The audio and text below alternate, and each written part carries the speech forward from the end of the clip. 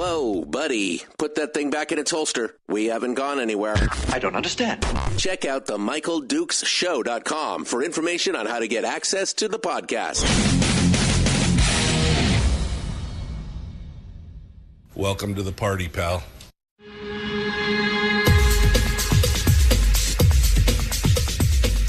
The Michael Dukes Show. The greed and the entitlement is astounding to me. What more could you want from a low-budget radio program? This is a dumpster fire. That was just BS. It is time to get a new perspective. We know just what you need, and we've got just the cure. Open wide and prepare for a steaming hot cup of freedom. I just don't fathom it. The Michael Dukes Show, streaming live across the world. Across the world and around the state of Alaska on this, your favorite radio station and or translator. And again, on the interwebs at our website, michaeldukeshow.com. It's where you find the podcast, all the links to the social media, and so much more. Good morning. Welcome to the program, and thanks for coming in and joining us. It is the Michael Dukes Show. It's Monday. Oh, man, how did that happen so fast? It's amazing. Welcome to the program, and appreciate you being part of it with us today. Okay, so we get an interesting week lined up for you so far, and we're still juggling the guests around to try and figure out who's who and who's going where. But as of right now, it looks like we're going to be joined by Mike Shower, I think on Thursday this week. Of course, Brad Keithley and Chris Story will be with us tomorrow. We'll also be talking with Eskimo Libertarian and Timothy Givens, who is a candidate for State House in District 32 in the interior. And more, working on a guest for Firearms Friday. Now, today we don't have anybody lined up for today. It's just me and you. What does that mean? It means we're going to go over a lot of stuff today. So we got a pretty good lineup for the week, but today it's just me and you. So I'm going to expect you to do your part. To do your part. You got to participate with us today. That's what it's all about today. This is a participatory sport, and we will be looking for your phone calls this morning as we talk about all the various things that are going on around the state of Alaska, and we hope that you will. We hope that you will be part of that as we go through. All right, so let's get started. That's the week. I'm giving you the tease for the weekly roundup. I mean, you can go home now if you're already done and you just don't want to hear me bloviate. I'm going to be bloviating today on quite a bit and talking about some of the stories that are going on around the state and what's happening with the election and everything else. Did y'all get your ballots in? Did y'all get your ballots in? Saturday was the day. Apparently, they're expecting another 40,000 ballots to be hitting the mailbox of the Division of Elections here over the next few days, and we are going to be seeing some interesting stuff. But I can give you the initial results if you're ready for it. Now, I will say that I am a bit surprised, not of the actual outcome of the standings so far, but of the weight of the numbers. So I guess first and foremost, let me jump into this and tell you where they're at right now. So leading the pack in our 48 candidate pack is Sarah Palin with nearly 30% of the vote. 29.77% of the vote.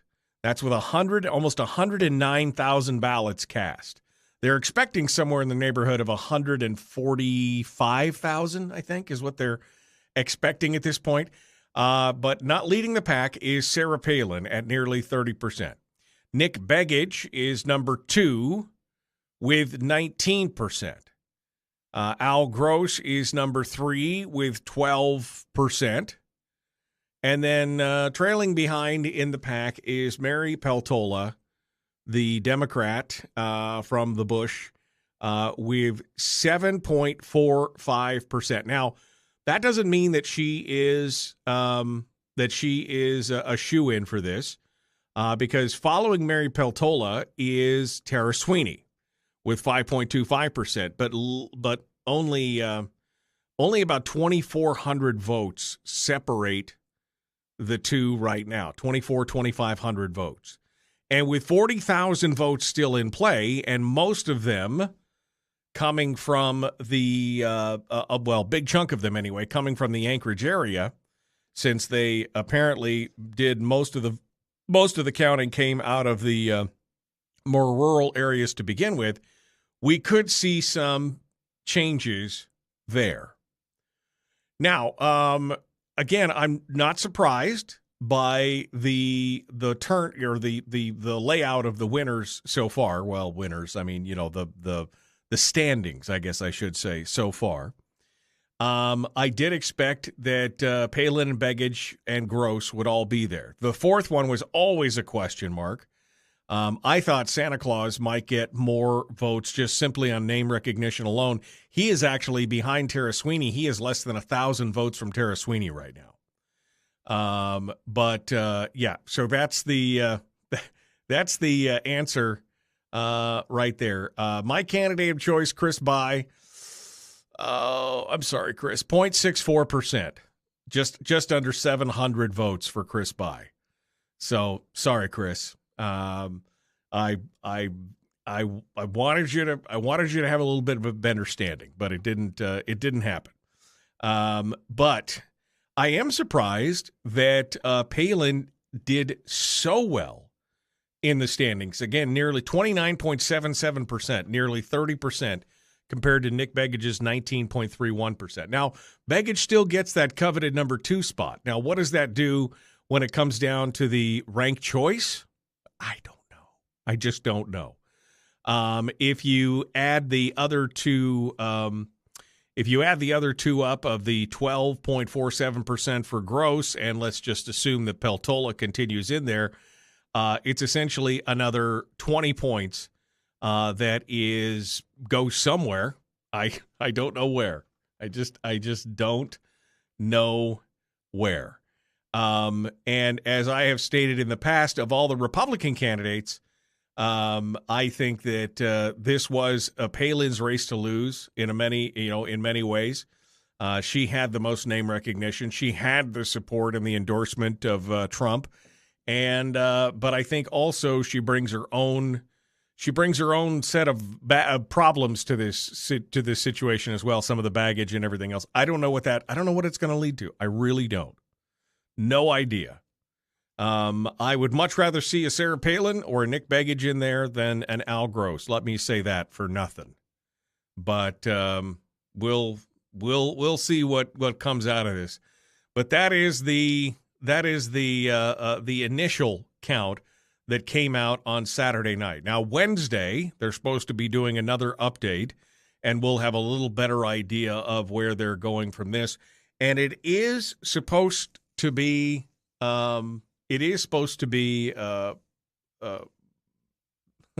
Certified.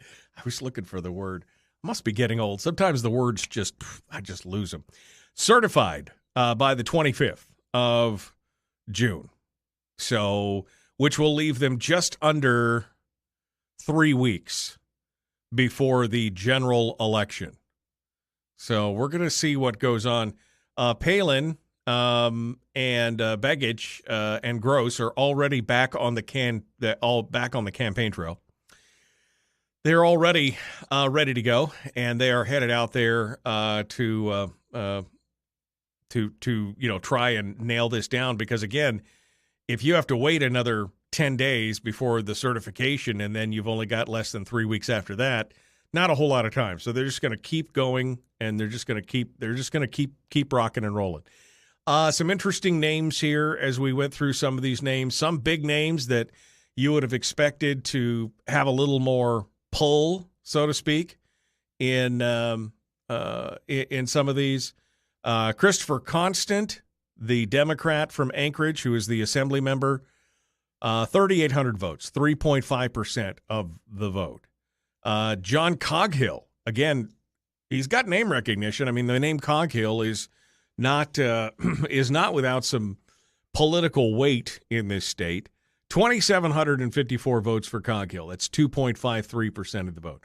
Following him, Josh Revak, who went radio silent. I mean, it was kind of weird. He nothing happened for like the last 2 or 3 weeks. His campaign went kind of radio silent. I don't know if after he got the endorsement of Young's widow, he expected some kind of big throw me to the forefront kind of a jaunt or not. But he only had 2,634 votes behind Coghill by over 120 votes. 2.42% of the overall vote going to Josh Revak. Some of the other candidates that were in there, some that we had talked to, some that we hadn't. Stephen Wright, perennial candidate, 240 votes. That's 0.22% of the vote. Let's see who else. Andrew Howcroll, running as a nonpartisan, but I mean, wow, I got no idea. 2,158 votes for 1.98% of the vote. Adam Wool, my friend from Esther, who has been, has had an interesting run in the legislature, decided not to run for the legislature, instead running for this special election. 1,865 votes, 1.72% of the overall vote. And up in the quadruple digits, the last one is Emil Nadi, the Democrat, 1,517 votes for 1.40% of the votes. Libertarians not doing great in this run. I don't know why. Again, Chris By, 0.64% of the vote, only just 700 votes. But J.R. Myers, also a Libertarian, 189 votes for 0.17%. Didn't even break the single percentage points as far as percentage of votes cast. But, I mean, that could change. But, yeah, I mean, it's just frustrating. And, of course, everybody's down there in the I mean, there's a whole bunch of them who didn't even break triple digits in the number of people who voted for them. John Callahan, Ann McCabe, Arlene Carl, Clayton Trotter, Sherry Mettler, Tom Gibson, Tim Beck of Fairbanks, Karen Griffin, Joe Woodward, David Hughes, Bill Hibbler, Brian Beal. Only 15 votes for Brian Beal. So, I mean, I guess when you had a campaign and you just signed up and you didn't do anything, I guess that's your friends and family vote for you, and that's about it. But 48 contestants in this race. And, yeah, it's definitely interesting to watch. Where are these where are these people, where are their votes going to go come election day? It's pretty crazy. So we'll see how this runs out. But as of right now, the top three for sure are going to be Palin, Begich, and Gross. The question mark is going to be who runs in at number 4. Is it going to be Mary Peltola? Is it going to be Tara Sweeney? Or is it going to be Santa Claus? I think those are the ones that really have the closest between Santa Claus and Mary Peltola. There's only about 3,300 votes between the two of them, with Tara Sweeney in the middle, and they got 40,000 votes to count. It all depends on how they break down and everything else, but it's interesting. We're gonna see what happens. But yeah, again, the weird thing, Josh Revak just kind of vaporware. I don't know what happened, but he started off with a bang, started off strong, and then I think that after they didn't get that bump that they were looking for, it it just kind of went radio silent from there. So we'll talk a little bit about that. We'll also talk about the lawsuit that came in through came against the Department of Elections, with the Alaska State Commission on Human Rights suing the department, and a judge issuing a stay on being able to certify the election, and then the Supreme Court stepping in.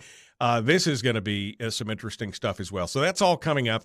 Plus, your phone calls, because we're going to open up the phone lines as well at 907-433-3150.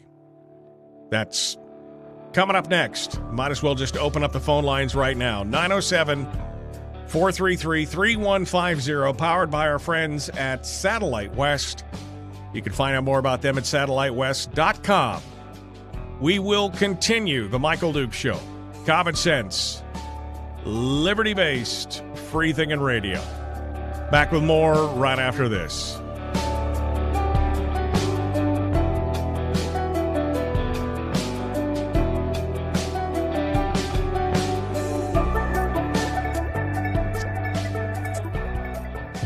If you missed the show, you can listen to it on your time with Dukes On Demand. Oh, and it's free. Like America used to be. Streaming live every weekday morning on Facebook Live and MichaelDukesShow.com. Okay. Good morning to you. How you guys doing, man?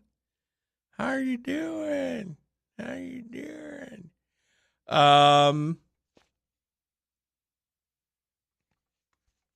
Let me see what you guys have been talking about here in these ads over this morning. Okay.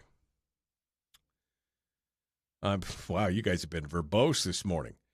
Good morning, good morning, good morning. Most of Sarah Palin's donations are coming from outsiders. Well, that's not a big surprise since she's got the national notoriety to make it work. That's not necessarily surprising.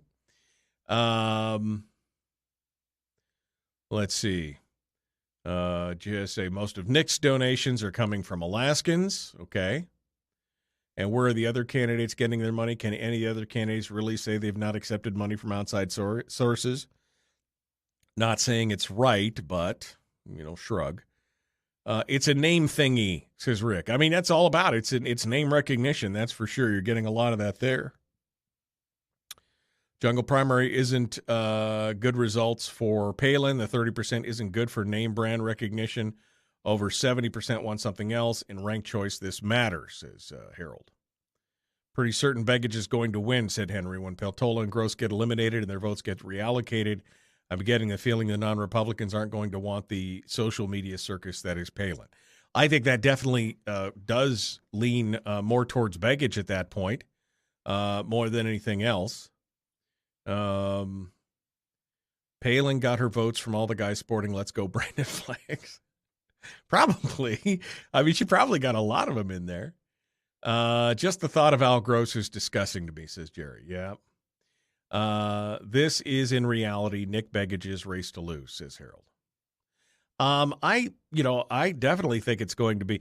I mean, as you look towards more candidates, if they start picking number twos, then Begich may appear to be the lesser of two evils to many of the moderate to progressive voters out there. He may appear to be the lesser of two evils. I think he's got a better chance because of that. That's just, Al Gross is getting 98% of his donations from outsiders. I mean, I think especially when you look at what Begich said and what the party has now said against Al Gross, the Democratic Party had come out and said that he's a proven loser. And they didn't want him to be anywhere near them. Let's see. Dow Jones is already down 700 points this morning, and average gas price is over $5 a gallon. Remember, we're all in this together with fire season off to a rough start, and heating oil prices for the coming winters are projected to be some of the highest, if not highest ever. Remember to reach out and help your neighbor if they need it. I mean, yeah, I paid $6.19 a gallon for gas in Anchorage last week. Granted, that's Supreme. I have to put Supreme in my car, but $6.19. Revac is out of politics. That's a plus. David says, Sweeney surprised me the most. For as much money as she spent in the endorsements she got from the Native Corp, she had an abysmal showing. Well, I guess we'll see what that looks like in the long run. But yeah, it was kind of surprising the amount of money that got dumped into that nothing went on. Coghill, Revac, and Wool are PFD thieves. Ain't nobody got time for that. Go back to the beer pong, says Carrie. All right. Still experience, blah, blah, blah, blah, blah. I'm having too much fun. Doesn't everyone fly a Let's Go Brandon flag, says Jerry? Well, not everybody, but, that may be the sentiment.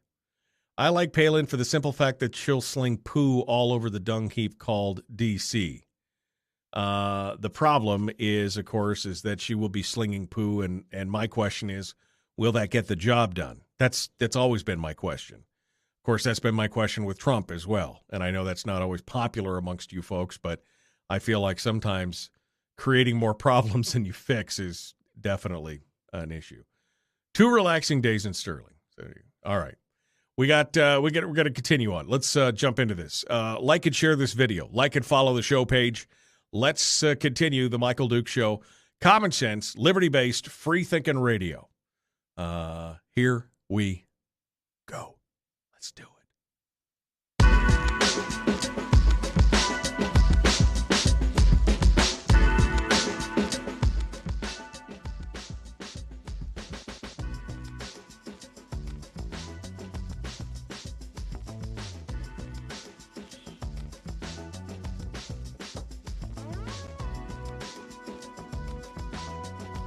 All right. We are ready to go. Continuing on now our discussions of what took place during the elections, the special election. Somebody in the chat room asked, well, when is the next election now? Okay, so this is the special primary. The special general will be held on August the 16th, the same day that we are going to be holding the regular primary. So the regular primary and the special general will be held on the same day. I mean, thank goodness. Now, initially what had happened is that there was going to be some question on it. We started off with this lawsuit that came out last week. First and foremost, there was some serious concerns from the Department of Law about the timing of the lawsuit that was challenging the special congressional election. The Alaska State Commission on Human Rights sued Lieutenant Governor Kevin Meyer and the Division of Elections over the mail-in only election on behalf of blind voters, especially one specifically visually impaired voter identified as BL. He filed a complaint with the ASCHR on May the 15th, alleging that the ballot is not accessible to visually impaired individuals and that the Department of Elections is engaging in discrimination on the basis of a disability based on its failure to provide accessible ballots or voting machines throughout the state. Now, part of the problem here is that, I mean, here you are 3 days before the end of an election, and now they were questioning it. So this case then went to the Superior Court. And on Friday, the Superior Court came out and said, well, nope, you can't certify the votes. And they were like, what? You can't, what? The Superior Court ruled that the state of Alaska cannot certify the current mail-in election because the Division of Elections did not provide an adequate way for blind people to vote privately. That was the key part of it, voting privately. I mean, they had the ability to have a trusted friend help them with the ballot and do things. They had election workers that were there at the polls ready to help blind people, but they didn't have, and they could vote remotely. They could vote with their computers set up with their TTL or TTY, whatever the, I can't remember what the acronym is, but basically for the text-to-speech and things like that, they had all of that available. But it wasn't enough. So the State Department of Law, the State Superior Court in the form of Judge Una Gandbahir, Una Gandbahir, ruled that the state could not certify the current mail-in election. Now, the judge did not provide a remedy for getting private voting options for visually impaired people. They did not say, okay, well, this is what would satisfy the court. So the Alaska Human Rights Commission, again, suing last Wednesday, gave the state a little time at all to fix this or to remedy it. And in fact, one of the articles, I think it was in the ADN, talked about they had been going back and forth before the lawsuit was filed, trying to address this and cure it. But the judge didn't give any remedy and said, nope, you can't certify it. You have to ensure that blind people can cast a ballot in secret, as seeing people are able to do with paper ballots. The election divisions will be able to count the Saturday night, but if delayed continues, then it would impact when the state could hold the general election. Okay, so the Division of Elections was like, whoa. So they immediately took it to the Supreme Court. And the Supreme Court then turned around on Saturday and overruled the Anchorage Superior Court judge's decision and said, nope. The Supreme Court took a different view, vacated the temporary injunction, reversing the order to stop the certification. The Supreme Court did not expand on its reasoning, saying it would issue the full opinion at a later date. But Governor Dunleavy said at a time when Alaskans are being asked to cast their vote in a new electoral system, and that system was made more complicated due to the untimely passing of Congressman Young, it is somewhat relieving that the Supreme Court appears to have instituted a little bit more stability and did not allow a last-minute lawsuit to disrupt an election that Alaskans are concerned about and has wide-ranging implications. Oof. I mean, this is just like stuff flying around at the last minute. I mean, on top of all this, the jungle primary and the ranked choice voting and all the changes to the system, and then you got the lawsuit and everything. Wow. Okay. All right. So, bullet dodged as far as that goes. The Supreme Court has now said, okay, they can, in fact, certify the election on the 20th. Because, again, remember the time frame. Because of the ranked choice voting and because of the mail-in ballot, those two things already are going to stretch the certification date well beyond what you'd see in a normal election, right? So now we're on to the 25th, which is 14 days later after the election closes. So it's going to take 14 days to get everything in and certified and taken care of. So they'll go ahead and they'll certify it on the 25th. And then the next phase of this, the general election, the special general election for just this seat, is on the 16th of August. So so it's essentially 21 days later. So 3 weeks almost from the day, they're going to have that special regular election, which will take place at exactly the same time as the regular primary. There you go.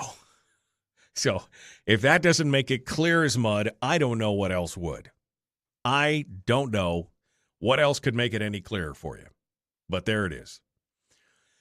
So that's the interesting things. Ooh, baby. And then, of course, we don't know. They're expecting another 40,000 of these ballots to still be coming in. We don't know what's going to happen. Month and a half, not 3 weeks. Said, oh, you're right. Thank you, Rob. I keep thinking that June is July. You're absolutely right. 16th of August, not the 25th of July, the 16th of August, so the 25th of June. All right, so they'll have 6 weeks. There you go. Thank you, Rob, for straightening me out on that. I don't know why I was thinking that June was July. This is how fast the summer is going. I was like, oh, yeah, 25th of June to 16th of August, only 3 weeks. Maybe it feels like 3 weeks, but it's not. So, yeah, so you're going to have 6 or 7 weeks there between the two of them. But when you're talking about, again, all the things that are going on, let's get a little bit of a leg up. That's why Begich and Palin and Gross are already hitting the campaign trail again. And, in fact, they started yesterday. So we'll hear more about that as we go through. Thank you, Rob, for saving my bacon again, for making me not look like a moron. All right, so that's that option, and now we've got some other things that are coming up as well. Some interesting things from the sidelines, which we will talk about. But I want to open up the phone lines to your calls as well. Your thoughts on the race as it sits right now. Your thoughts on where it goes from here. 907-433-3150. 907-433-3150. I'd love to hear what you guys have to say this morning on the Pivotel and Satellite West call-in line. Again, powered by our friends at Satellite West. You can find out more about them at satellitewest.com. Thank you for sponsoring the program. Head on over there and let's talk about it. All right. Don't suggest much. They may declare June. Don't suggest this to the progressives. They may declare June is in fact July. Hey, I'm as stupid as the next person. Come on, Herder. That's how it works sometime. All right, let's go over to some of the other things that are starting to pop up, some interesting stuff that's coming in. You wonder why some of these people in the legislature decided not to run. Well, I had an interesting conversation week before, whenever I was up in Fairbanks, and I ran into somebody that I know that works in the legislature. And just, was trying to pick their brain as to what's going on. And they basically said it is so exhausting to work in there right now. Just the amount of they didn't use the word vitriol, but I mean, I kind of got that feeling that it is just so that it's exhausting. They're just like, nope, I can't. Nope, we're not gonna. Nope, not gonna do it. And so you saw a lot of them bow out on this, in this last cycle, and they just said, nope, I'm done. And then others went ahead and they filed for different seats or did whatever, but they're like, no, I can't do it anymore. Well, one of the reasons why Laura Reinbold gave for stepping out of the seat was the fact that she is facing a lawsuit, a civil trial for blocking a constituent on Facebook. Last Wednesday, a judge heard the oral arguments in the lawsuit brought by one of Laura Reinbold's constituents against her. And they heard all the arguments, and then the judge is taking the case under advisement and is going to issue a decision soon. The plaintiff, Bobby McDowell, is asking for an injunction against Reinbold plus financial damages and attorney's fees. Now, Reinbold said that she was not going to be seeking re-election, and explaining that as part of her decision, she cited the demands of the lawsuit against her and the fact that she had already spent more than $60,000 on her defense. Oof. I mean, oof. The lawsuit filed back in 2021 is one of several across the whole country that is attempting to determine whether an elected official's action on social media can violate a constituent's constitutional right to free speech. Now, courts across the country have been split on this. Some have said yes, some have said no.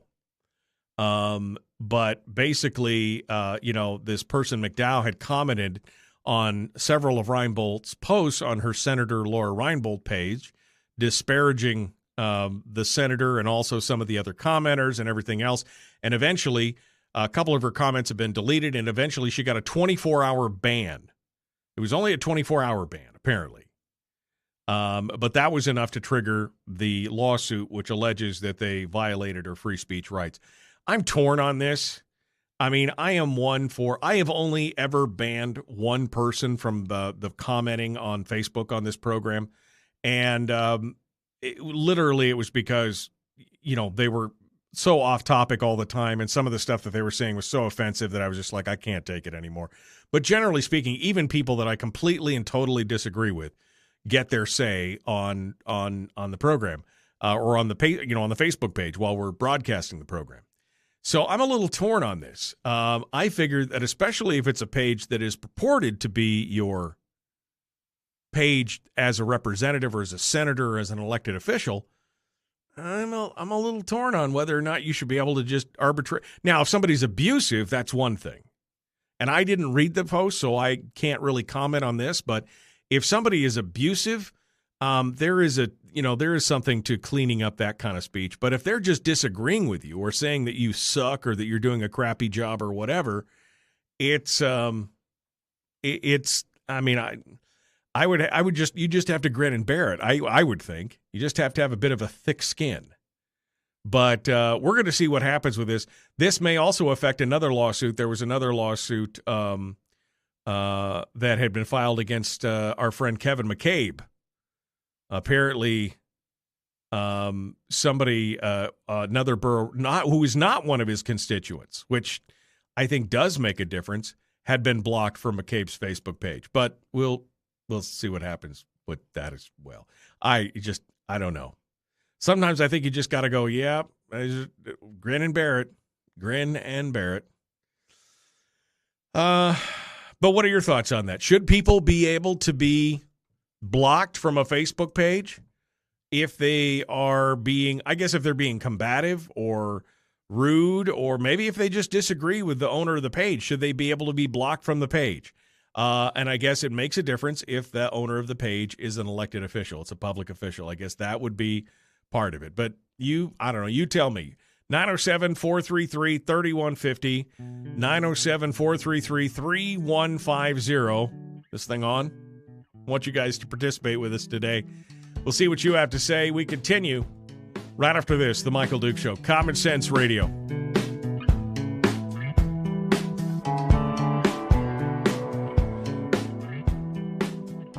We're broadcasting live through a series of tubes. Allowing all of these entities to provide streaming stuff going on the internet. Well, it's kind of hard to explain. Sorry. Streaming live every weekday morning on Facebook Live and MichaelDukesShow.com. Okay. We're in the break.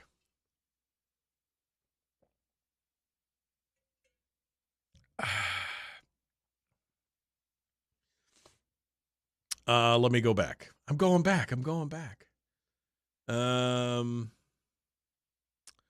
Good morning.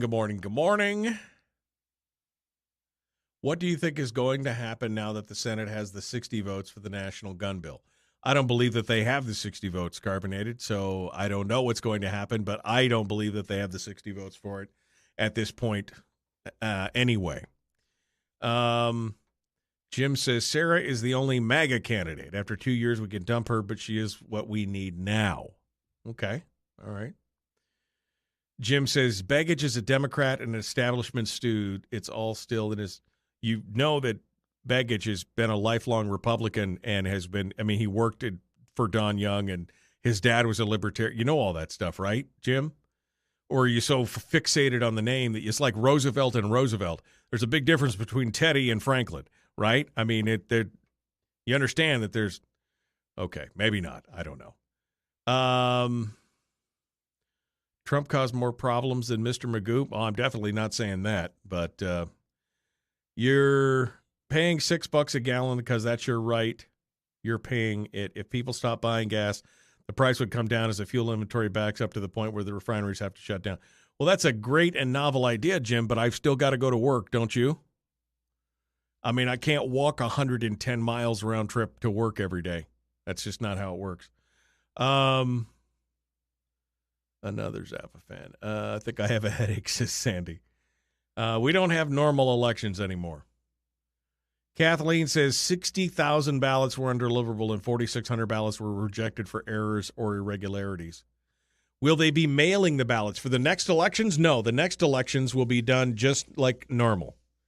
They only did this one mail in because of the time frame.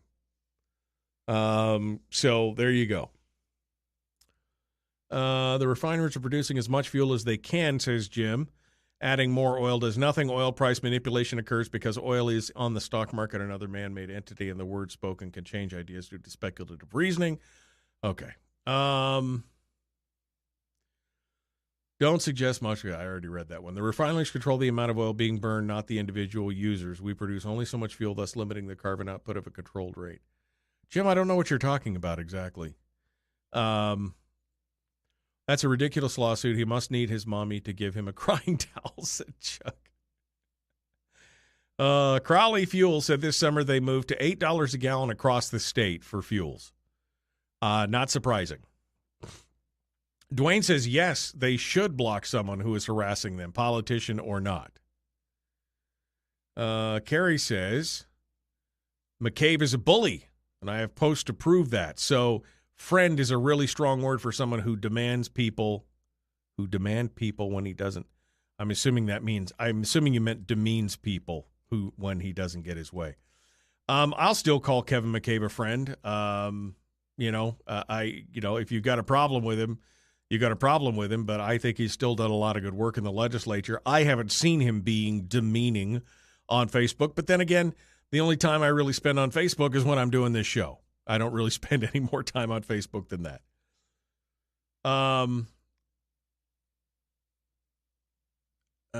I was blocked from the Interior Patriots page for no reason other than one of the admins doesn't like me. Okay.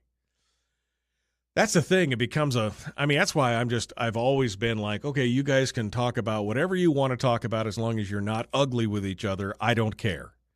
I've only ever dropped the hammer down on somebody because they were getting nasty about it. As long as there's no ad hominem and name calling or whatever, you can disagree with me all you want. But I just, I love Sarah. I'm also happy with Nick, says Jonathan. Jack says for blocking people, it depends on it being a personal or a political page. And there was a bunch of little things there. Object. I don't know what it was, but it was some kind of emoji. Change your lifestyle. $25 a month for a bus pass, unlimited use. Yeah, I'm not going to spend 2 hours on a bus to get back to Wasilla from Anchorage, Jim. Sorry.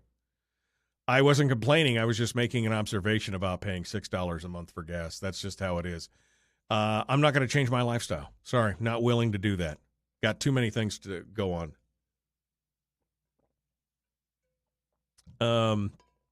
Jonathan says he's been blocked from both Natasha and Ivy's page. Well, Jonathan, join the Cool Kids Club and go ahead and sue them. Why don't you?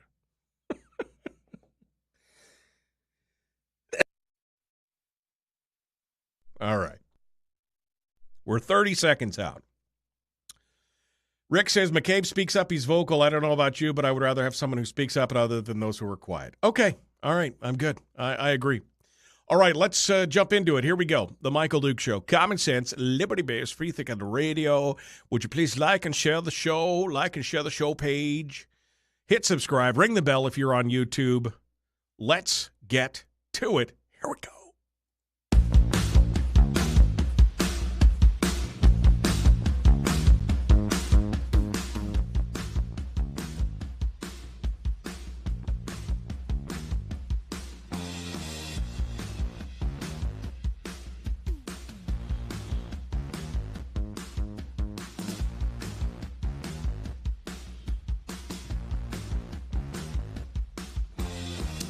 Okay, fine.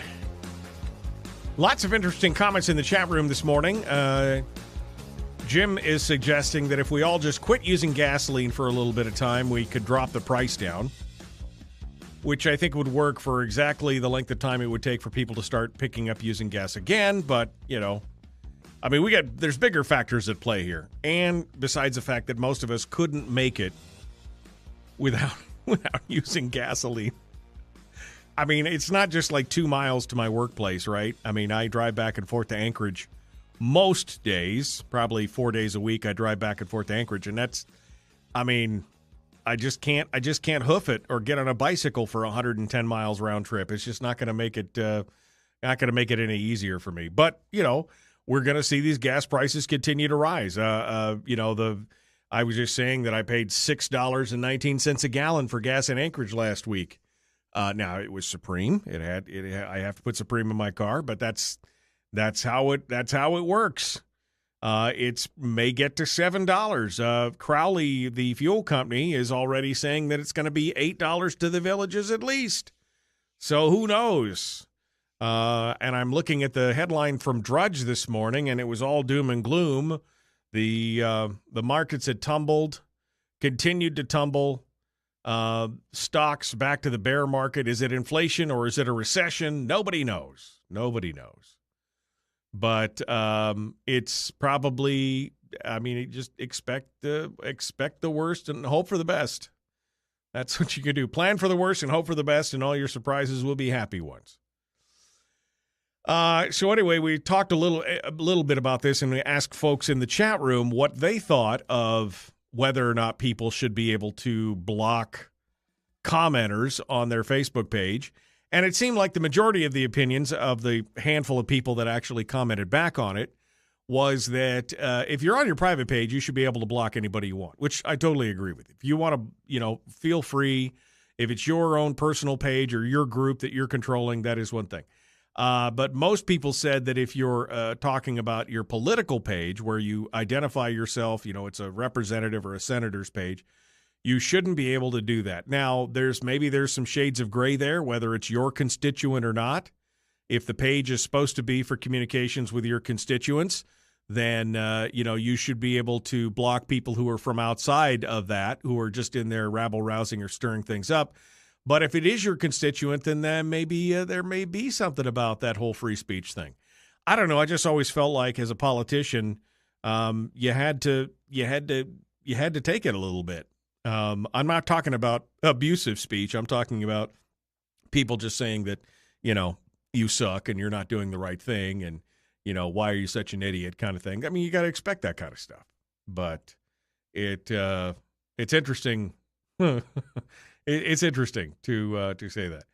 All right, let's continue on. We'll get your take on the things we've been talking about here this morning as we open up the phone lines. One of my favorite things to do is to talk to you as listeners. So let's go over here and get the ball rolling and see what happens here. Good morning. Who's this? Where are you calling from? Randy in Fairbanks. Good morning, Randy. What's on your mind?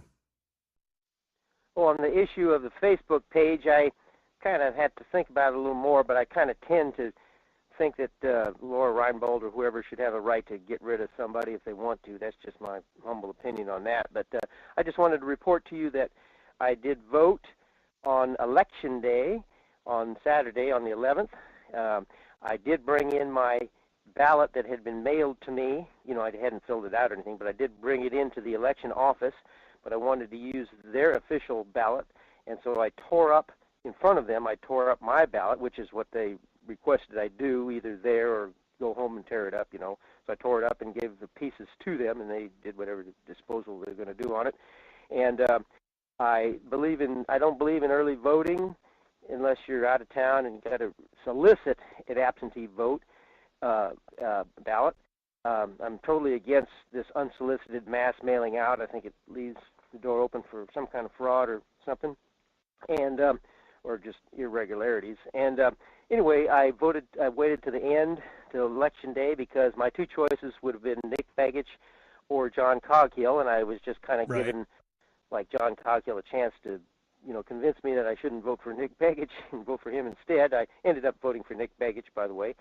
And so that's what I did. And come the regular election, if the four stand as they have, I certainly would vote Sarah Palin as number 2 choice.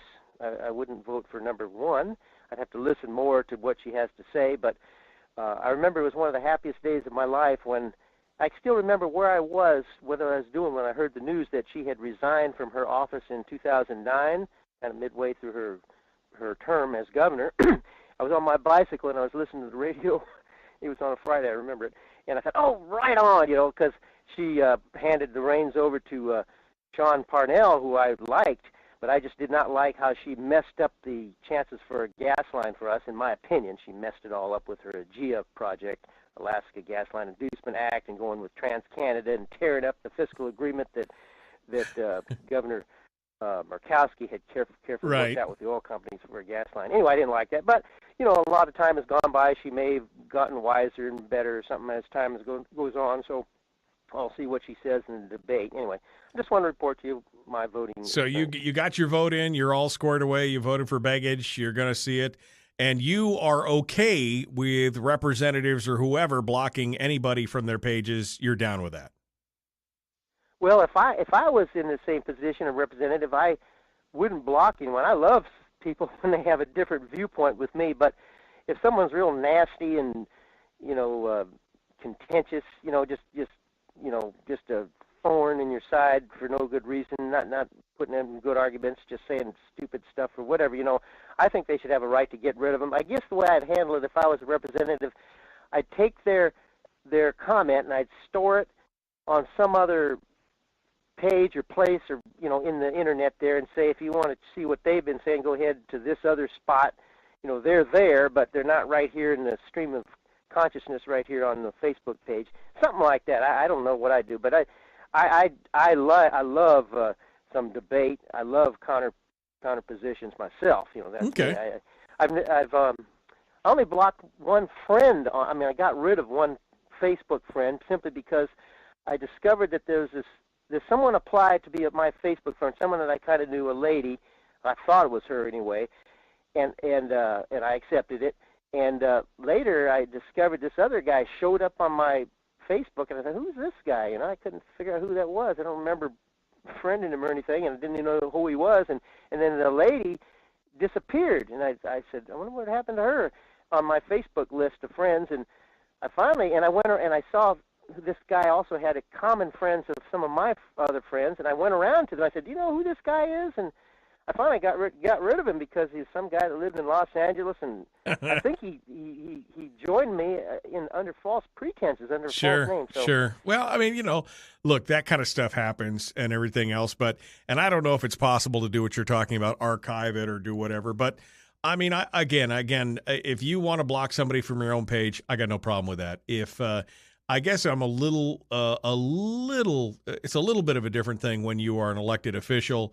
I don't know if that makes a difference to other folks, but I guess the courts are going to decide. The courts have decided in both ways across the country. We'll see what the Alaska court says on this coming up. Thank you, Randy. Appreciate it. All right, we got more coming up in just a little bit. Top of the hour, got the news and commercials, and we will be back with Hour 2. The Michael Duke Show continues. It is your home for common sense, liberty-based, free-thinking radio. The phone lines are open if you'd like to sound off in the next hour. 433-3150, 907-433-3150. Back with more right after this.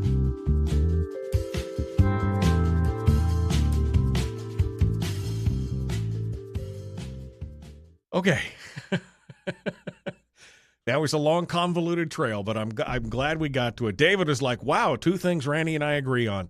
I said, now, David, you did say something that I think is interesting. You said, I agree with Randy. I feel an official should be able to block somebody who's making threats. Was somebody making threats in one of these cases? Because, again, I have not seen any of the comments that were blocked or deleted or whatever. So were there threats being made? Because... yeah, if there are threats, then that definitely should be blocked.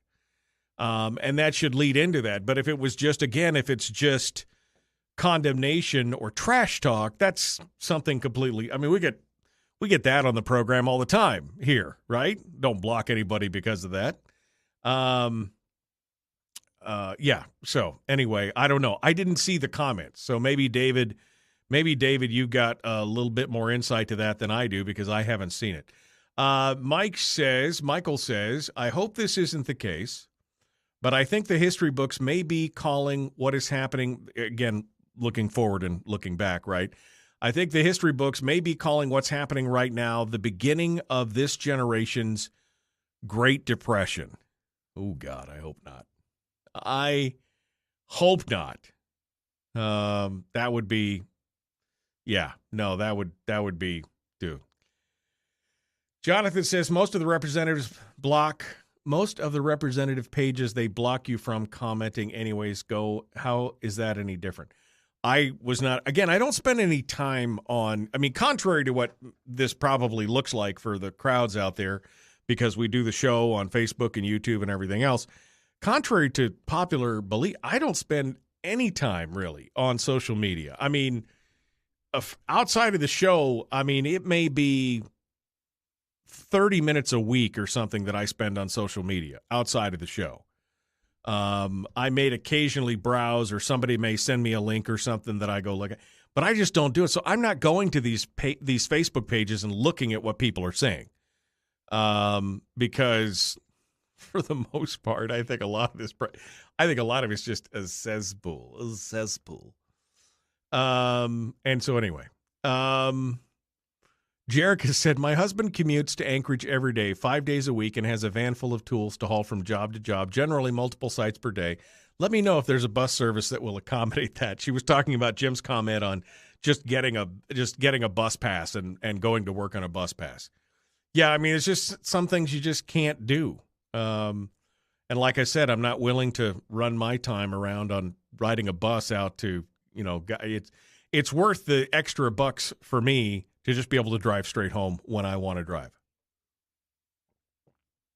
I mean, a bus pass may save me some money, but in the long run, the one thing that I don't have a finite that I do have a finite amount of in my life is time, and I'd rather just be able to drive straight home and get it done there. Okay, let's see. It's interesting to see military vets who swore an oath to support the Constitution, right to free expression, to go to Juneau and block folks. Yeah, where has she been? Sarah, I think, is what Richard's talking about. Where has she been? Dawn dies. She shows back up. I can't believe people are falling for her crap again. Thank God I'm going fishing today, he says.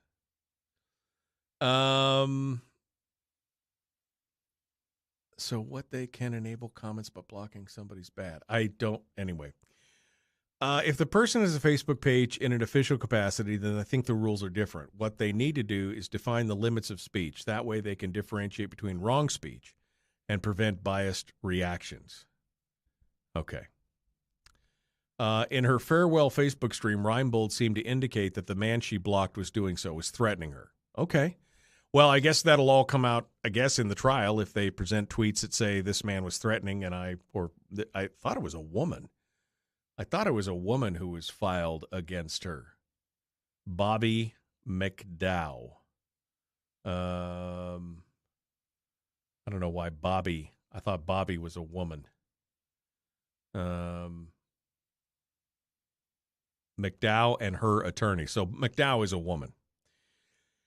Okay. Anyway, but yeah, I mean, I don't know, but I agree kind of with what Christy's saying, is that if it's a Facebook in an official capacity, Facebook page in an official capacity, it really is kind of about free speech.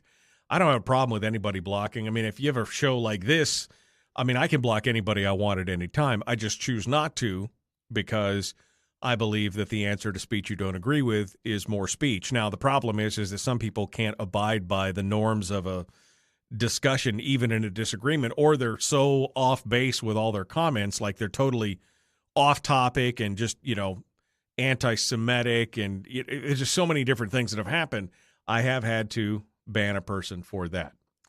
I get kicked off once a week, says Jonathan.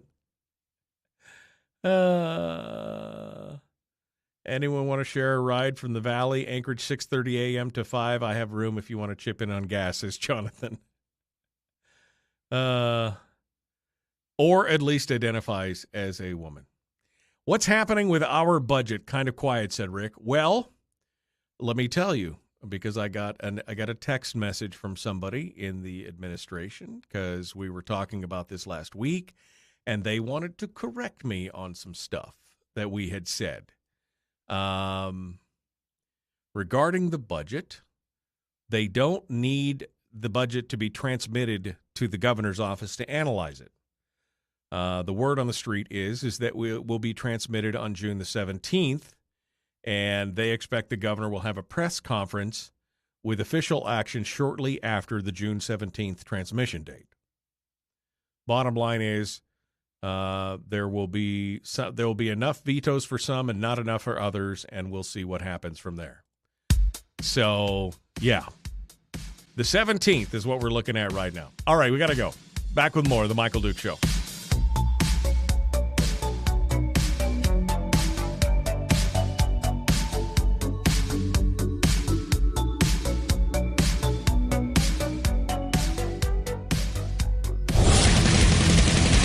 Whoa, buddy. Put that thing back in its holster. We haven't gone anywhere.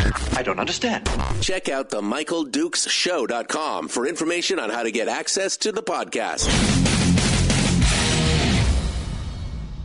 Welcome to the party, pal.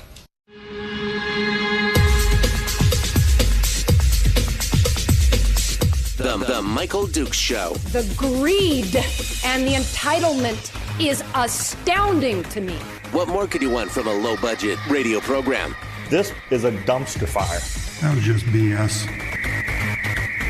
It is time to get a new perspective. We know just what you need, and we've got just the cure. Open wide and prepare for a steaming hot cup of freedom. I just don't fathom it. The Michael Dukes Show, streaming live across the world. Across the world on the interwebs at michaeldukeshow.com, where you'll find links to our social media sites, to the podcast, list of all the radio stations and translators we broadcast from. And, of course, we are broadcasting live across the state on all those translators and radio stations as well. Good morning and welcome to the program, The Michael Duke Show, Hour 2 of this Monday edition of the show. And we are ready to rock and roll. What happened with the election? How are things going? What direction are we headed? Well, we don't know. We've got until the 25th. The 25th is the official drop-dead date of the certification for the special election for Congress. But we do have some indications. We do know at least 3 of the candidates who are going to make it through the gauntlet, so to speak, of the jungle primary. The top four vote getters will move on to the general, which will be held on August the 16th, the same day as the regular primary, the regular jungle primary, not to be too confusing there. And again, some interesting outcomes of the race as it sits right now, with 109,000 registered votes already counted. Again, they're expecting somewhere in the neighborhood of, I've seen numbers from 140 to 145,000 is what they're expecting out of nearly 590,000 ballots that were sent out. We're going to see some interesting stuff. Currently in the lead with the most votes, 32,000 out of the 109,000 votes for 29.77% is Sarah Palin. Sarah Palin leading the pack, always expected to be in the top 4 as they go through. Was always expecting. She's a little higher than I expected. I expected somewhere in the 24-25% range. So she's nearly 5% ahead of where I expected, which leads us to our number 2, which in this case is Nick Begich. And I expected him to be a couple points higher than where he's at. 19.31% is where Nick Begich sits. But he did garner that valuable number 2 position. And there's a whole theorem around when you're doing ranked choice voting, that number 2 is the enviable position at this point when it comes to ranked choice voting. So, I mean, I don't know if that's true or not, but that's what some of the talking heads have been talking about, is how number 2 is good. So I guess Nick Begich got number 2, and that's the good thing. Number 3, Al Gross, the non-declared independent Democrat. Now, the Democrats hate him this time around. The Democratic Party, in their Twitter feed, called him a proven loser. So I don't know exactly what that means for Al. But Al Gross coming in with 12.47% of the vote. Leaving the final position, the number 4 position, kind of in limbo. Currently, Mary Peltola, the Democrat, is in the lead for the fourth position. In the lead for the 4th position. She's got 8,100 votes for 7.45% of the 7.45% of the vote. But behind her, by only 2,300 votes, is Tara Sweeney, the Republican, who did in the last couple, 3-4 weeks of the election, did some real heavy lifting and advertising in the South Central area. And those votes, apparently, according to some of the things, that has not yet been fully accounted for. So, again, only 2,300 votes separating Tara Sweeney from Mary Peltola. Tara with 5.25%, Mary Peltola with 7.45%. So that could change with the additional $40,000, 40,000 ballots yet to be counted. Then after Tara, you've got Santa Claus, followed by Jeff Lowenfels, followed by Christopher Constant, followed by John Coghill, then Josh Revak, then Andrew Halcrow, then Adam Wool. You go all the way down this. I mean, all the way down to the lowest vote getter in the whole race, Brian Beal, the undeclared candidate who got 15 votes across the whole state. So he's got friends and family. But yeah, this thing, very, very interesting. Very interesting to see. Now, the question is, where do the rest of these votes go? There's a lot of Republicans in this lower ranking. Everything under Tara Sweeney, right? Everything under Tara Sweeney has got to go somewhere as far as votes. And so for Republicans, John Coghill's got 2,700. Josh Revak's got 2,600. That's almost 5,500 plus Andrew Halcrow, who is non-declared but has been in Republican circles for years. So do they vote Republican? I don't know. But let's just say they do. That's 7,500. Another 240, that's 775. Then another 165, that's 8,000. Armstrong and Sumner, that's another 8,300. 8,400. 8,450, 84, 89, 8,700 is estimate. I mean, I'm looking at this. I'm just doing the math quickly in my head. So somewhere between 86 and 8,700 other votes in the race for Republicans. Now, what does that mean when it goes on? And then you even get into like the nonpartisan or the undeclared kind of candidates. Where do those votes go? Do those votes go for Sarah Palin, the bombastic, MAGA candidate, or do they go for Al Gross or Nick Begich? I don't know. I think Nick Begich is in a pretty good position. Now, interesting to note that a lot of the big names in the Republican Party went nowhere. I mean, Josh Revak and John Coghill, those are both pretty well-known names. I mean, and really part of what I would consider to be the establishment Republicans. I mean, Josh Revak still is a sitting senator, right? Until January. He's still there. John Coghill, up until recently, was a sitting senator. And yet they are well and truly shut out of this. It's the firebrand Palin or the upstart Begich that got all the votes on this. So it's interesting. It's interesting to see how this all runs out. Anyway, so that's the rundown right now. We're going to get another update on Wednesday. And then I think it's every 4 or 5 days after that they'll give another update with the final certification vote coming in on the 25th of June. Now, we dodged a bullet on part of this because there was a lawsuit brought against the state of Alaska by the Alaska State Commission on Human Rights. And it was launched last Wednesday, and it basically said that that blind voters or vision-impaired voters in the state of Alaska had been disenfranchised because of the actions of the Division of Elections. And a Superior Court judge had agreed with that, and on Friday had issued an injunction and said that the state of Alaska could not certify the current mail-in election because they didn't provide for an adequate way for blind people to vote privately. And then the Division of Elections appealed that to the Supreme Court, and then the Supreme Court came back on Saturday and said, no, the injunction is lifted, and they said they'll have a full decision on this later on, but their initial, basically, their ruling was, no, the certification can continue.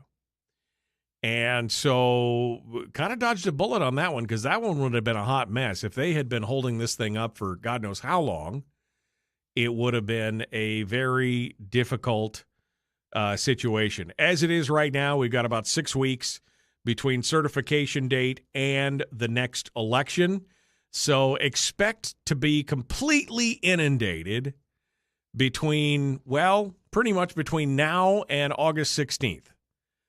Pretty much expect to just be completely slammed as you look at this race. And all the other races now are going to heat up as well. And so just expect that you're going to be facing some real it's going to be just a complete whitewash of political noise between now and August the 16th with a brief breather for a couple weeks, and then on to the general election in November. But that's what's going to be coming down here in the next few days. So we'll be watching that as well. We were also talking about in the last hour the lawsuit now that Laura Reinbold is facing, and apparently Kevin McCabe is facing a similar one for blocking constituents or commenters. In one case, it's a constituent. In one case, it's not, on their Facebook pages, and whether or not that is good or not. And we've been kind of taking a poll from people around in the chat room on Facebook and on YouTube, and taking some calls from you, the listeners, as well, as to whether or not you believe that it is right or good for elected officials to be able to block commenters from their Facebook page. So I don't know. I'm opening up the phone lines if you guys want to talk about that at 907-433-3150. I'd love to hear what you guys have to say on that. But Reinbold isn't the only one that's got some challenges going on. She decided not to run, in part, she's quoted in the ADN as saying, in part, because she's got to focus on this lawsuit, and she's already spent more than $60,000 in her own defense on this. So we'll see what comes out of that. But another lawmaker is already also facing a re-election challenge. Representative David Eastman, who has filed for re-election, is now being challenged. His candidacy itself is being challenged by some of his constituents and other folks as well. The challenge, state law allows for residents to challenge a candidate's standing, meaning, are you a valid candidate? Can you stand for office? State laws allows for residents to challenge the candidate's standing for filing up to 10 days after the filing deadline of June the 1st. So they had until the 10th or the 11th, I guess, to put in some kind of challenge. And the article in the ADN by Iris Samuels lists a plethora of people who basically have filed these challenges to his candidacy with the Division of Elections, and said that I guess the biggest part of it is that he was a lifetime member of Oath Keepers, which, of course, if you've been watching the January 6th thing, the hearings, those guys have basically been charged, and some of them already convicted with sedition, a bunch of other stuff as well. Not a good look for anybody who was part of that. But again, I remember, as Al said before, I don't always agree with Eastman, but I remember Oath Keepers from back in the day when they first got started, and that was the actions of these people are not the same organization. It's not the same organization, I think, as it was back in the day. And Eastman has been a life member for quite a while, many years. But the argument made by Jason Thomas, who's an Eagle River attorney, and many others, is that his eligibility to run an office is based on the section of the Constitution which says that no person who advocates or aids or belongs to any party or organization or association which advocates the overthrow by force or violence of the government of the U.S. or the state shall be qualified to hold any public office or trust or profit under this Constitution.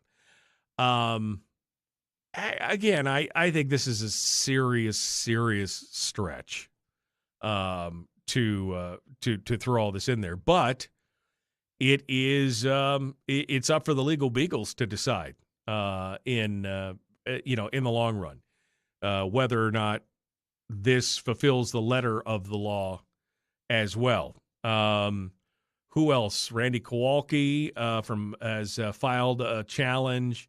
Sarah Rasmussen was also considering filing a challenge. This was last week before Saturday. I don't know if she did or not. There were several others. Iva Hodes, who's listed and named here. Raven Amos filed a check. He's got a bunch of them against his camp. Now, what does it mean? I don't know. Does anything change? No. Does it change his combative style? I don't know. But it does throw, I guess, a bunch of question marks on the field as to whether or not he'll make that through there. The Division of Elections did acknowledge that they had received some challenges, but they didn't say how many, and they did not provide the exact number of complaints, and they said that they will respond to each complaint within 30 days. So, okay. I mean, I don't know. But it does put a question mark on the whole thing, that's for sure. Oh, hey, look at that. We're up against the break. I rambled on too long. Sorry about that. Let's take a quick break, and when we come back, we'll take some of your calls. If you guys want to call in, we know the phone lines work now. I was starting to worry there for a minute that the phones didn't work. But we know that they do because Randy called in at the end of the last hour. Feel free to call in now. 907-433-3150. The Michael Duke Show. Common sense, liberty-based, free thinking radio.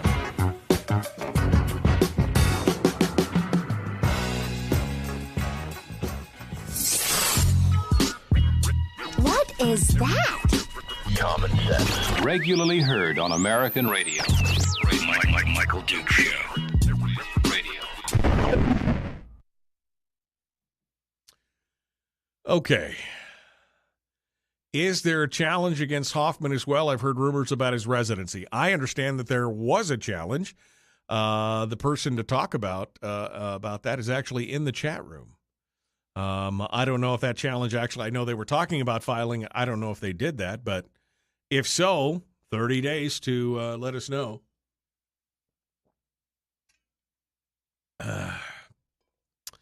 All right. Eastman did none of that. He went to D.C. and observed like thousands of others. Eastman has my vote. 5 of us filed a challenge to Lyman Hoffman's residency for his rural seat. Filed on the 8th, and we're waiting for calls for testimony. Oof. Serious stretch for sure. Sharing a border with propaganda more so, to my mind, says Herder. Again, it's like, it's like somebody who signed up. I don't know if you sign up as a life member to an organization 15 years ago, and then the mission of the organization changes or the direction of the organization changes. Once a life member, always a life member, right? It's not like you're giving them money and supporting them right now, unless they can prove he was down there doing some of that stuff. And the thing is, he's never been charged with anything. He's never, it's all innuendo and whispers. I mean, I don't agree with David Eastman on a lot of the way that he does stuff. I agree with some of his positions, but I mean, even then, you can't just do a whisper campaign and innuendo him to death. That didn't seem right.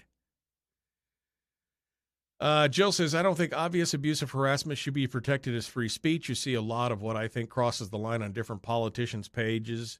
In unrelenting attacks by a select few, there should be limits on some point. I'm not familiar with the exact case for Reinbold's.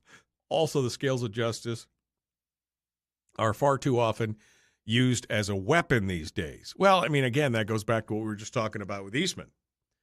You know, a whisper campaign of innuendo and everything else doesn't.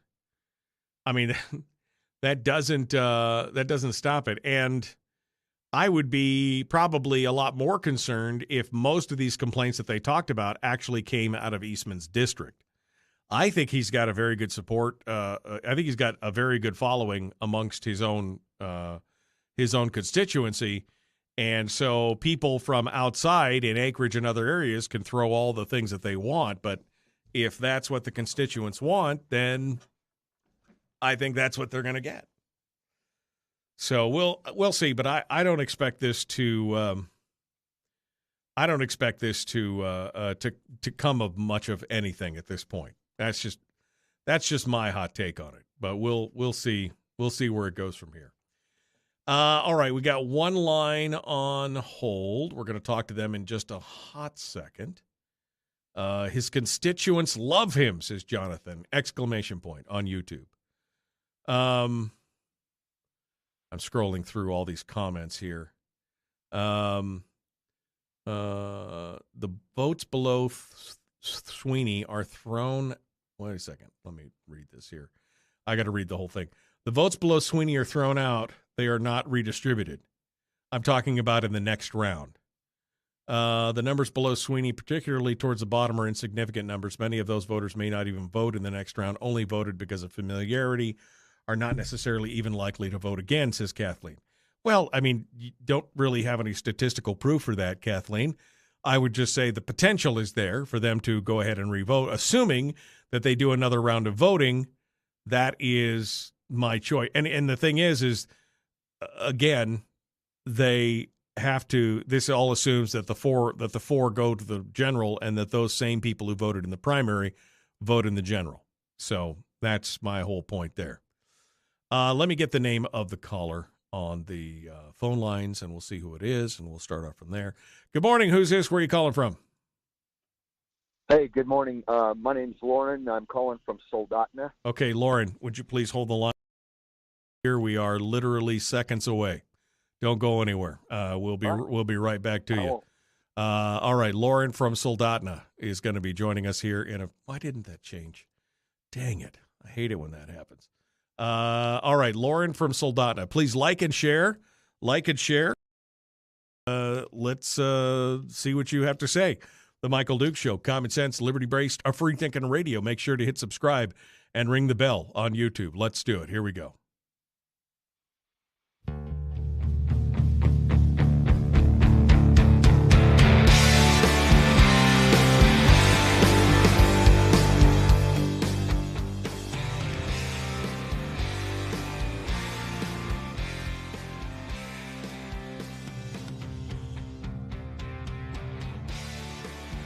All right, we're continuing now with phone calls and more as we continue to dissect what's been going on in the big races and what's going to be happening in the local races as well coming up into the end of the year. On the phone with us right now at 907-433-3150 is Lauren from Soldotna. Lauren, what's on your mind today, my friend? Well, I just wanted to make a comment about David Eastman and all this stuff and the Oath Keepers. We all know, or anybody that's thinking and has their eyes open knows, that we do not have equal justice under the law. And what the Oath Keepers have done, whether they've changed from what they were, when it was started, which I agree with you totally. I remember it, back when I first heard about it years ago. But compare anything that they've done to Black Lives Matter and Antifa and all of the stuff that went down, over the last couple of years that was absolutely denied by, you've got Jerry Nadler up there saying, this is just a right wing, conspiracy thing, and yet we see it. We see them attacking a Capitol building in Seattle or Portland. We see them burning stuff, and I never saw the Oath Keepers doing anything like that. So I guess basically that's just my comment. Yeah, I mean, I think that, initially when Oath Keepers, my understanding, I've never been part of the organization, but I was familiar with them from 10, 15 years ago when they first started to crop up. And they were, people who had worked in law enforcement, military, basically anybody who had sworn an oath to the Constitution in their line of work. Basically, their whole point was is they wanted to uphold the Constitution and hold our elected leaders accountable to the Constitution. That was what the pitch was for Oath Keepers at the time. And so I was familiar with it, and it seems like now that I don't know if it's changed or what's going on, but it seems like with all these indictments and everything else that there may have been, something has obviously changed in the organization. But again, if you sign up to be a member, it's like saying I signed up to be a life member of the NRA 20 years ago, and now they've got all this stuff going on with the NRA and the inappropriate use of monies, and LaPierre is back, and people would be like, I didn't sign up for this. You're right. You gave money 15 years ago. You're a life member, so you're part of it, but did you have any control? Did you do any of that? Probably not. It's the same kind of thing. I think it's a weak straw to grab onto, quite honestly, Lauren, and I think it's I think as long as his constituency's behind him, I think he's not going to have much of a problem. Yeah, but anyway, just getting back to taking an oath, to uphold the Constitution. I'm pretty sure that most of our higher up, let's say, for instance, the FBI executives, the upper echelon there, I imagine most of them guys at one time or another took an oath to uphold the Constitution. Yeah, and I think there's been plenty of evidence that the FBI might have been somewhat involved in some way or another. We all know that there's no such thing as a conspiracy, but we also know that there's no coincidences. Well, I mean, all you have to do, Lauren, is look at the so-called assassination plot of Whitmer in Minnesota and realize that the whole thing was instigated by FBI stooges. To get that whole thing. I mean, you remember how quickly that story faded from the news when they first thought, this assassination plot to kill Governor Whitmer, and then it turned out that it was all instigated by FBI informants, and then you're like, maybe, okay, I see. That's the problem, And those guys have taken an oath to uphold the Constitution, have they not? Yeah, I would assume, I mean, that is part of an FBI agent's deal is you got to take an oath when it's all said and done. Okay, there you go. So I don't know. I guess I got more respect for Oath Keepers and NRA than what I have for the upper power of right. Of Washington D.C. law enforcement, whatnot. So, right. Anyway, thank you, Lauren. Comment. Appreciate you calling in this morning. Thanks for being part of it. Let's continue on the phone, 907-433-3150. If you'd like to sound off on this or the Facebook commenting or anything else, we'd love to hear what you have to say. Over here we go. Good morning. Who's this? Where are you calling from? This is Melissa in the Valley, one of Eastman's constituents. Good morning, Melissa. Good morning. I'm calling one because I'm an Oath Keeper. I've been an Oath Keeper since I was 18, signed up just like my dad when he got out of the Marine Corps.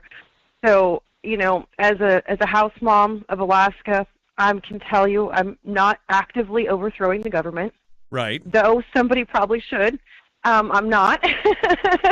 Because, that's just being an Oath Keeper meant you stand and protect the Constitution. And I feel like if you go after Oath Keepers, then we can't have a militia either.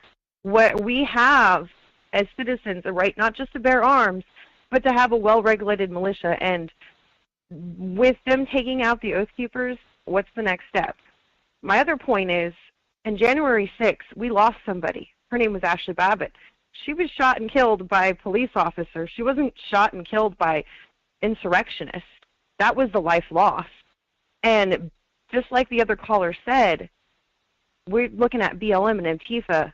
I remember Officer David Doran, off-duty, retired police officer that was shot and gunned down in the streets trying to save somebody from Antifa rioters. Right. He left 13 grandkids behind. He was African-American, so just any of those races that want to throw that out there. He was murdered. He was murdered on the streets that he worked 30 years to defend but yet those people aren't insurrectionists. They burned down a precinct.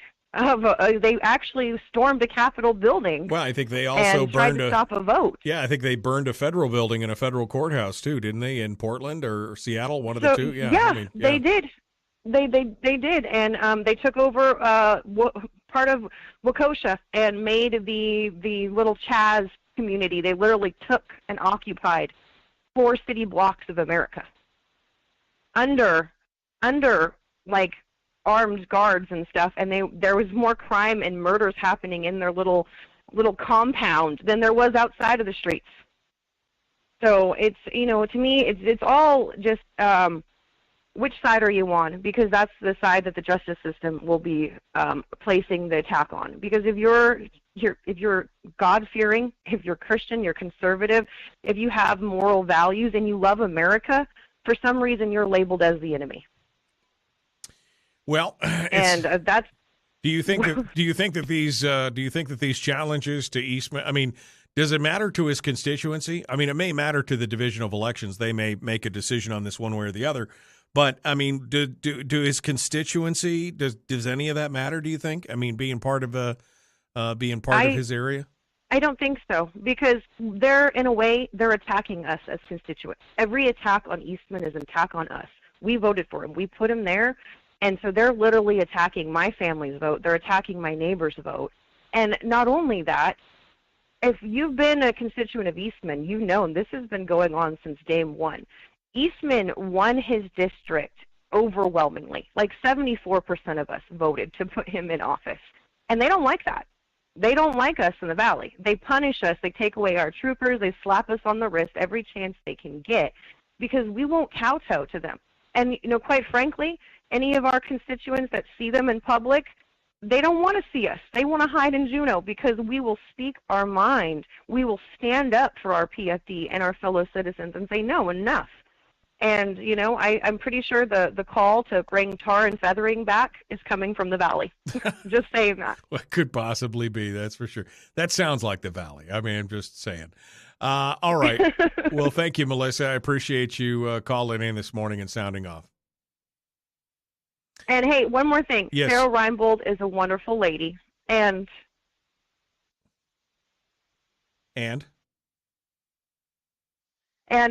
she's been out there fighting for our PFD day one. I mean, taking ferries, everything, masks, not just our PFD, but our medical freedoms. Sure. And she's also been under attack, all the time. And it's not by her constituents. It's by organizations that don't like her and don't want her going back to Juneau and stirring up the pot. And, they want it all business as usual. Sarah Reinbold, she's a good person and a good politician. That's rare. Laura Reinbold. They're going to keep going after. Yeah. Laura Reinbold, sorry. Yeah. They're going to keep going after our champion. You know what I mean? Every time we have someone that gives us a leg to stand on, Alaska, they will be under attack.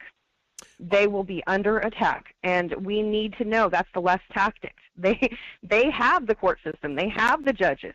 Right. Look what they did to Mayor Bronson after he legally won. Right. Well, he has no power. He's fighting every day just to get a job done. This is the danger of sticking your head up above a crowd. You're going to catch the tomatoes no matter what. So this is, I agree with you on that.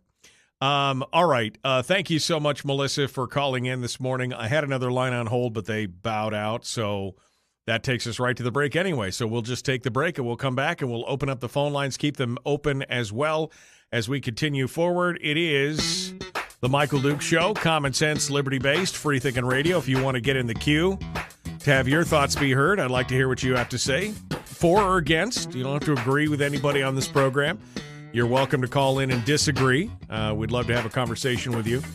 907-433-3150, the Satellite West call-in line, powered by our friends at Satellite West. You can find out more about them at satellitewest.com. Back with more and your phone calls right after this.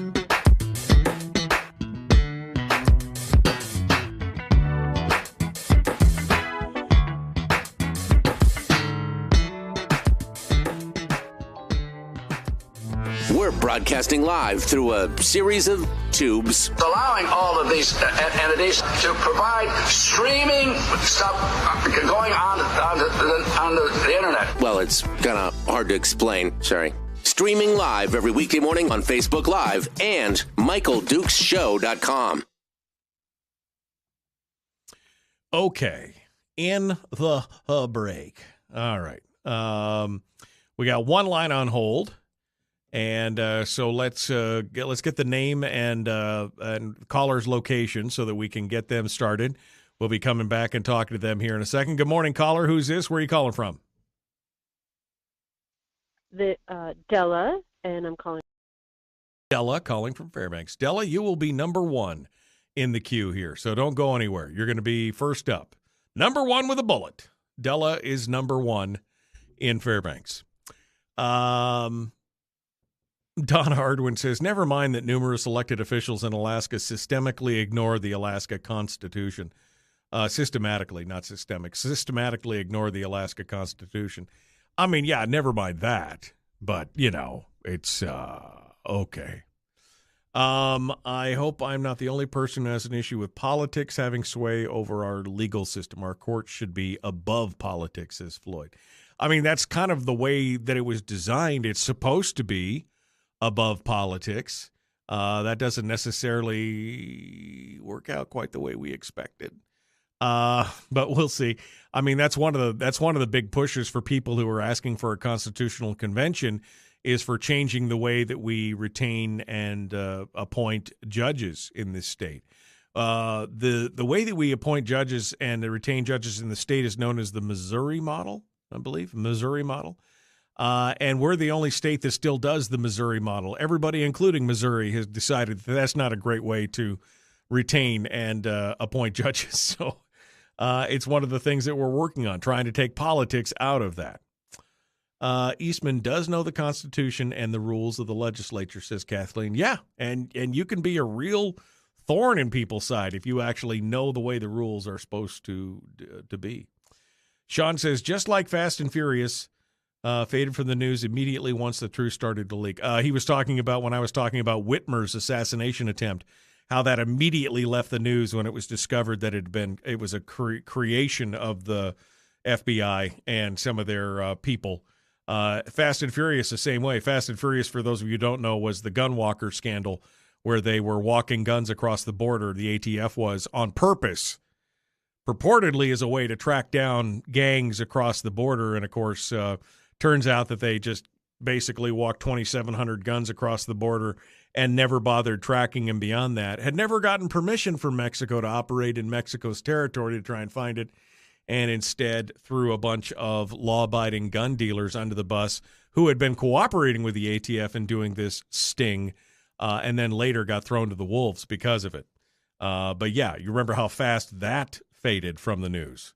Pay no attention to the man behind the curtain. It's pretty crazy stuff. Let's see here. I'm scrolling backwards to see if anybody else has commented on any of the stuff that we missed. Have actuals of the terrorist camp that they're setting up in Michigan.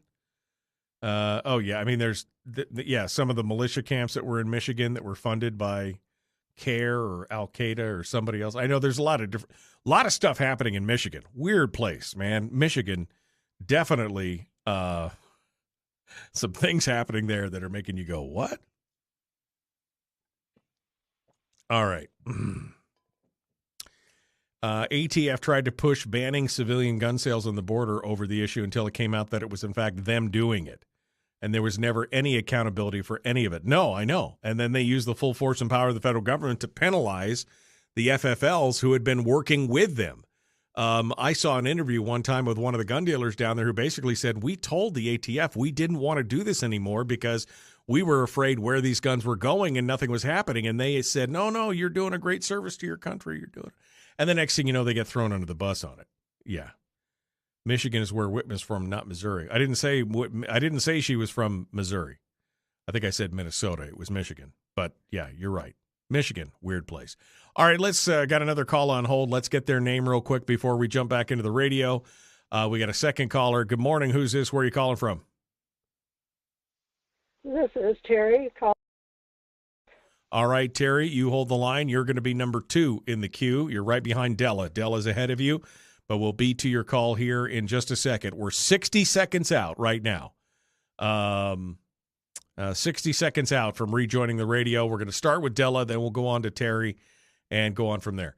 Politidic has a video from the Republican Women's Group meeting on Facebook. Watch. A lot of good info about the session and the way the legislature played games. I'll have to go back and watch that video from Politidic. He's got some interesting stuff that he brings out there all the time. Do me a favor, if you're out on YouTube, would you please like, subscribe, and ring the bell on YouTube? If you're on Facebook, would you please go to YouTube for me for just a minute and like and share? I need 1,000 subscribers. I need 1,000 subscribers on YouTube to make it all work. I'm posting the link up right now. If you go over there and subscribe and ring the bell, I'm almost to 300. I need 1,000. Here we go. The Michael Duke Show, Common Sense Radio.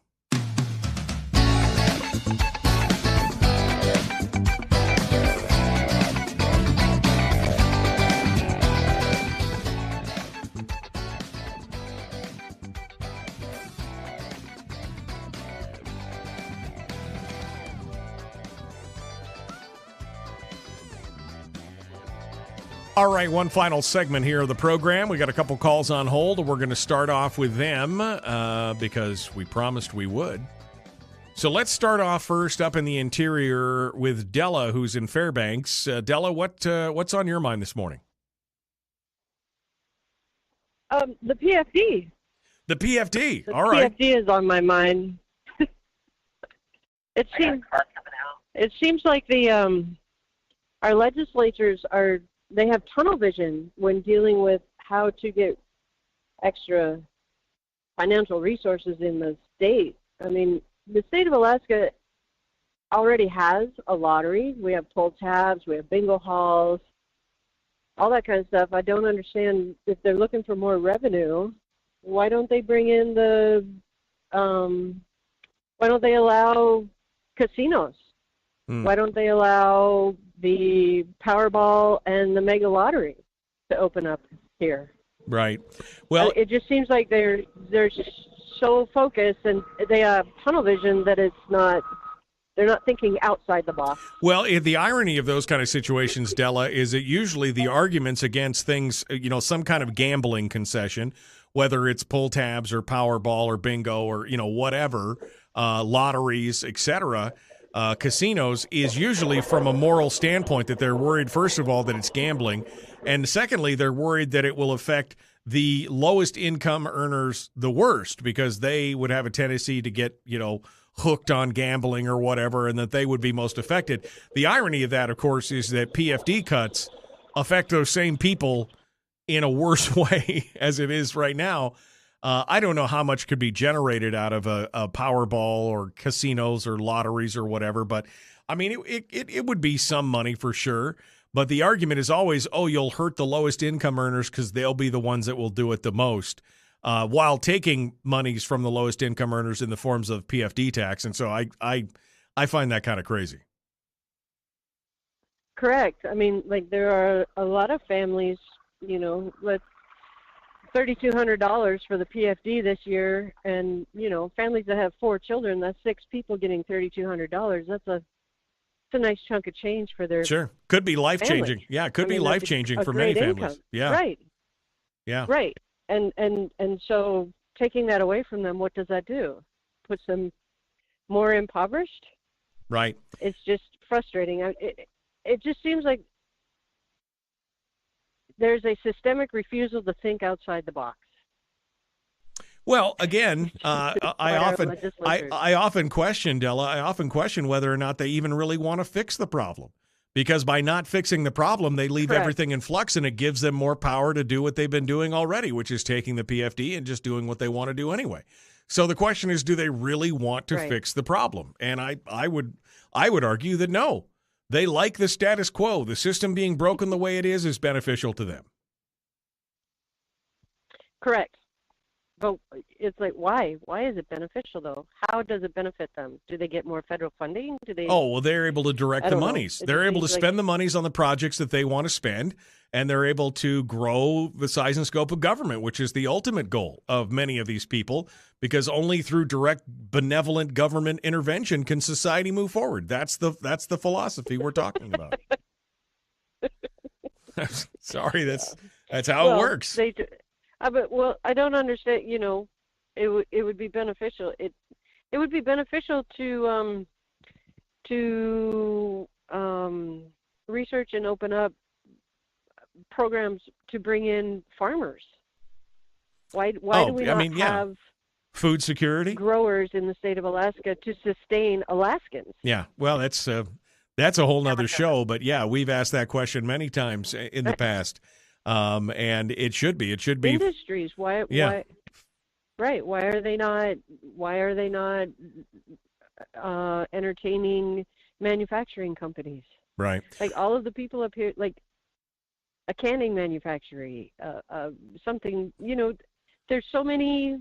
Well, like a glass manufacturer. The big challenge with Alaska, of course, is the ability to get it to other parts of the world, the freight. We don't have the infrastructure inside the state to be able to get something cheaply to the lower 48. If we had a rail line, if we had invested money in a rail line 50 years ago that went all the way down to the lower 48, that would be a huge change for Alaska and for the industries and everything else. But we just don't have that. We're focusing on other things, making sure that we count the number of whatever smelt or whatever that's going into we had other priorities, Della. That's the problem. And that's where we're at right now. Hey, I appreciate your call. Terry is down in the Emerald Isle of Kodiak. Let's see what Terry has to say this morning. What is on your mind? Good morning. I just was excited to hear someone had called you in and was talking about oath keepers. I really don't know a lot about them, so I can't comment much on that, except that this live streaming that's going on of this, it frankly sounds like a kangaroo court about the January 6th alleged insurrection. It seems like they are given a pass to BLM, and I'm just thankful that U.S. Representative Candace Owens, who's a black woman, is going to be on Juneteenth. That day, she's going to be having a documentary. It's kind of an expose on BLM, and it's called Greatest Lie Ever Told. It's going to be on dailywire.com, and I'm really looking forward to seeing that, because I remember in early 2020 when I think it was Terrence William on Facebook, a young black man, showed a video clip of the Washington, D.C. fires going really close to the White House, going on really close to the White House and Capitol building, and somehow this kangaroo court that's going after the insurrectionists are just ignoring that. Right. So. Well, Candace Owen is not a representative, but she is, you said Representative Candace Owen, but she is a commentator, and she does always, I think she always makes some valid points. I look forward to seeing what this expose is supposed to bring forward. We know that it's, again, that a lot of these riots and actions by BLM and Antifa and others got kind of a pass from the political elite, and it'll be nice to see some of that stuff brought out. Yeah. All right. Yeah, she went and tried to interview that Patrice, I think, I'm sorry, I don't know her entire name, but the one that bought the huge, very expensive mansion. Oh, right, the leader of BLM, yeah, who is misusing all these funds, has hired her brother or whatever, who also, I mean, yeah, there's some real crazy stuff that was going on with the BLM, and there's been a lot of calls to have that investigated. We'll see if that actually happens. So, Terry, thank you for your call. I've got more callers on hold, so let me get over to them to see what they have to say, and we'll go over here. Good morning. Who's this? Where are you calling from? Morning, this is Bubba from North Pole, and really quick, they shouldn't call it live stream. They should just call it live stream. Wait a second. I have a live stream. Is it a live stream? No. I want to know. No. The one that's coming out of Washington, D.C. Oh, okay. I'm just making sure. Call that live stream. That's a live stream. That's okay. more accurate. Words have meaning. Words do have meaning. That's for sure. And for anybody to take it serious, having Warren and the other Republican liar, to have them on there without the Republicans getting to put someone up on their side is just a sham. Anyhow, Michael, great show. Thank you for the call. I appreciate it. I mean, I would agree that, a lot of this, I mean, it just looks so politically motivated. I mean, this is in my opinion, it is political manipulation or witch hunting or whatever you want to say. But they're looking for some kind of scapegoat. They're going to find somebody to blame for what's going on. Again, ironic that none of these things came out of some of the other riots and demonstrations and brawls and incidents of. I mean, I think that one of the previous callers made the perfect point. Talking about the Chaz and the Chop, right? That was the area inside of Seattle where they basically declared themselves independent and as a fiefdom, free from the fiefdom of the United States, and where they were there for several weeks. I mean, if that's not kind of the definition of insurrection, I don't know what was. But, you didn't see anybody there getting charged. You don't see congressional hearings going on for something like that because those people, of course, are on our team. We couldn't possibly bring charges up against them. But anybody who's not on our team, oh, yeah, those guys are fair game, I'm glad I live this far away from Washington, D.C. That's all I could say. We're about as far as I can get from Washington, D.C. and still be in the country. I'm happy to be here. That just get me away from all that craziness out there. Those folks are nuttier than squirrel poo. That's the bottom line. All right. Well, that about does it for today. Coming up again tomorrow, Brad Keithley, Chris Story. Later on this week, working on Eskimo Libertarian, Timothy Givens, candidate for District 32, Mike Shower, working on a guest for Firearms Friday. We may have Sarah Palin on, and we might even get Donna Ardwin on. So there you go. It's going to be fun. It's going to be interesting. It's a busy week. Don't forget to stay out. Come out and check us out on Facebook, will you? Subscribe on Facebook and on YouTube. I need 1,000 subscribers on YouTube. So if you go to youtube.com/users/The Michael Duke Show, you can sign up there. Or just search up my name and subscribe and ring the bell on that, will you? You'll get notifications every morning when we go live. Gotta go. Be kind, love one another, live well. The Michael Duke Show.